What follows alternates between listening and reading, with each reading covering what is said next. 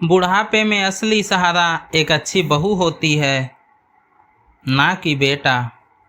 सही कहा भाभी। अगर बेटा राहुल जैसा हो तो बुढ़ापा बहुत अच्छे और आराम से गुजर जाता है। उसने तो बहू को कह रखा है कि जिस दिन तुम्हारी वजह से मेरे मम्मी पापा को जरा सी भी तकलीफ हुई वह उसे मायके भेज देगा।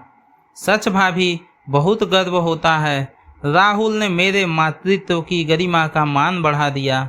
मजाल है कि बहू मेरे खिलाफ एक भी शब्द राहुल से कह सके। बहुत ख्याल रखता है वह मेरा। अब सबके नसीब में थोड़ी ना होता है मेरे राहुल जैसा श्रवण बेटा। अच्छा भाभी, रखती हूँ। आप अपना ख्याल रखना और कोई तकलीफ हो तो बताना। शकुंतला जी अपनी बड़ी जेठानी से बात कर रही थी। उनकी जेठानी अपना रोना लेकर बैठी थी कि उनके बेटे बहू अपनी ही दुनिया में खोए रहते हैं। ना उन्हें समय से खाना पानी मिलता है और ना ही दवा। उल्टा बहू चार बातें सुना देती है। शकुंतला जी औरों के दर्द की तकलीफ सुनने के बाद खुशी से फूली नहीं समाती कि उनका बेटा सुबह शाम दिन रात अभी भी उनके पास ही रहता है। सुबह ऑफिस जाने से पहले बिना मिले और आशीर्वाद लिए घर से बाहर नहीं निकलता। घर का कोई भी फैसला हो उसकी आज्ञा के बिना नहीं होता। उनके खाने पीने और दवाई का पूरा ख्याल रखता है। ऑफिस से आने के बाद भी अपने मम्मी पापा के साथ ही चाय पीता है। अरे भाग्यवान, तुम जो सबके सामने बहुत घमंड से बोलती हो कि मेरा राहुल हमारा बहुत ख्याल रखता है। सच तो यह है कि तुम्हें हमारी बेटी से भी बढ़कर बहू संगीता की तारीफ करनी चाहिए। वह हमारे खाने पीने और दवा का ख्याल रखती है। हमें कब और क्या कितना चाहिए उसे पता रहता है, तुम्हारे राहुल को नहीं। सब इतनी झूठी बातें सुनकर अक्सर शैलेंद्र जी उन्हें समझाते हैं।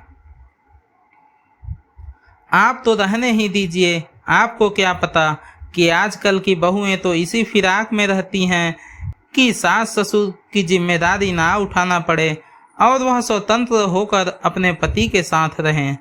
यह तो मेरे बेटे ने बहू की लगाम खींच रखी है, इसलिए वह हम लोगों की खातिरदारी करती हैं।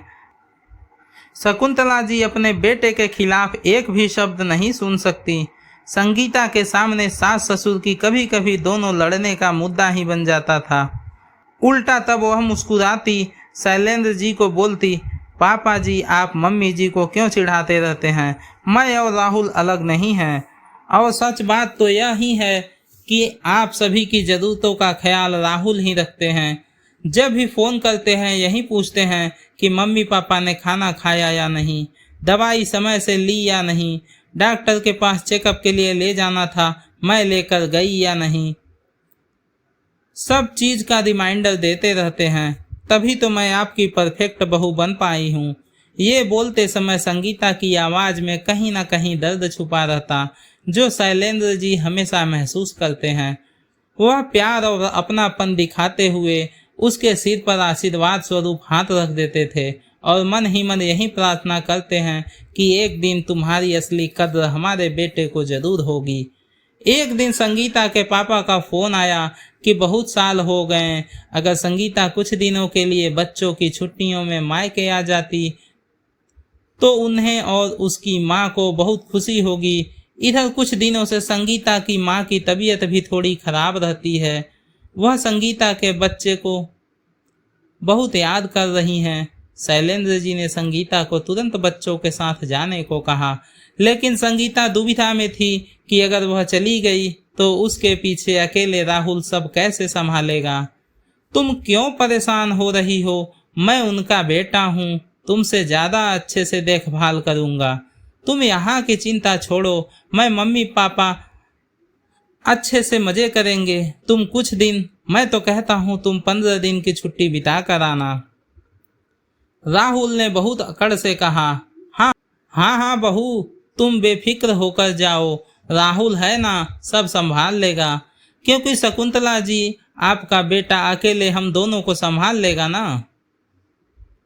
शैलेंद्र जी ने शकुंतला से पूछने लगे, क्यों नहीं संभाल पाएगा, मेरा बेटा ही तो सब संभालता है। शकुंतला जी भी अकड़ से बोली, संगीता भी बेफिक्र होकर चली गई और पीछे रह गए मम्मी पापा। राहुल संगीता को भेजकर ऑफिस चला गया। शाम को घर लौटते समय राहुल ने सोचा कि दुकान से ही समोसा कचौरी शाम के नाश्ते के लिए ले लेता हूँ। घर पहुंचकर सबको नाश्ता देने लगा तो राहुल के पापा ने कहा, पता नहीं है या फिर याद नहीं है कि बाहर का सब बंद है। मेरा बेटे को बचाने के लिए शकुंतला जी आगे आ गईं, लेकिन मैंने ही उसे लाने को कहा था। एक दिन खा लोगे तो कोई फर्क नहीं पड़ेगा, इसलिए आज खा लो। रात होते होते शैलेंद्र जी को गैस चढ़ने लगा, उनके हाथ पीले होने लगे और उससे दवाई निकालने को बोलने लगे, लेकिन कुछ समझ नहीं आ रहा था। इसमें से कौन सी दवा है जो आप लोग खाते हैं, ये तो आपको पता होना चाहिए। बेटा, दवा हम लोग खाते हैं लेकिन निकाल कर बहू ही देती है, तो बहू को जल्दी फोन लगाकर पूछा, शकुंतला जी ने कहा। फोन करके संगीता को बताया कि पापा को गैस चढ़ गई है। संगीता ने तुरंत दवा का नाम बताया। दवा खाने के थोड़ी देर बाद ही शैलेंद्र जी को आराम मिल गया। रात के खाने में खिचड़ी बनाने को संगीता ने कहा और साथ ही उसे सुबह से लेकर रात तक का मेन्यू समझाया कि क्या बनाकर खिलाना है और क्या नहीं। आज तो संगीता ने शकुंतला जी को भी फोन पर डांटा, मम्मी जी आप ऐसा कैसे कर सकती हैं? आपको अच्छे से पता है कि बाहर की तली चीजें पापा को नुकसान करती है, फिर क्यों दिया? संगीता के मेन्यू को देखकर राहुल को चक्कर आने लगा। उसमें हर 2 घंटे बाद मम्मी जी और पापा जी को क्या क्या देना है सब लिखा था। मैंने ऊपर सर करके सोचने लगा कि अकेले संगीता सब कैसे करती थी। अभी तो मम्मी उसे मदद कर रही हैं, तो वह दोनों मिलकर नहीं कर पा रहे हैं।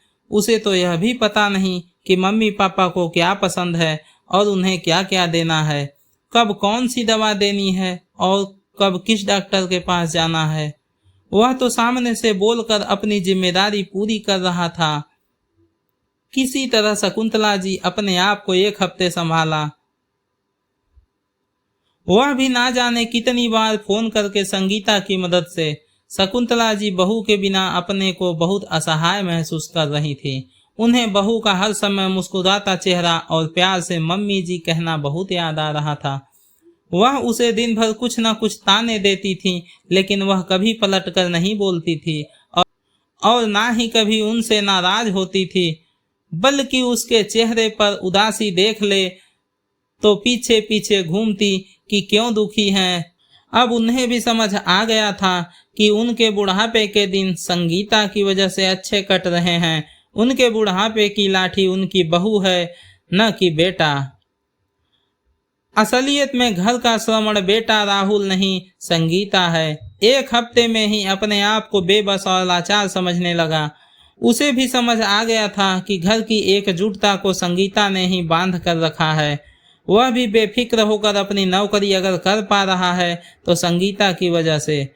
वह सिर्फ घर की चिंता दिखाता है, लेकिन संगीता चिंता मिटाती है। उसके घर की खुशियां और समृद्धि संगीता से है। राहुल ने तुरंत संगीता को फोन लगाया और उससे घर वापस आने को कहा। संगीता के घर आते ही शकुंतला जी ने उसका स्वागत उसकी नज़र उतारते हुए किया और कहा, बहू अब हमें छोड़कर मत जाना। मैं बहुत गलत थी, हमेशा सामने से मानने से इनकार करती रही कि बहू नहीं मेरा बेटा हमारा ध्यान रखता है, लेकिन असलियत में तुम्हारे बिना यह घर नहीं चल सकता। तुम मायके क्या चली गई, यहाँ तो घर की सारी व्यवस्था ही बिगड़ गई और मुझे भी पता चल गया इस घर का मुख्य आधार हमारी बहुरानी है।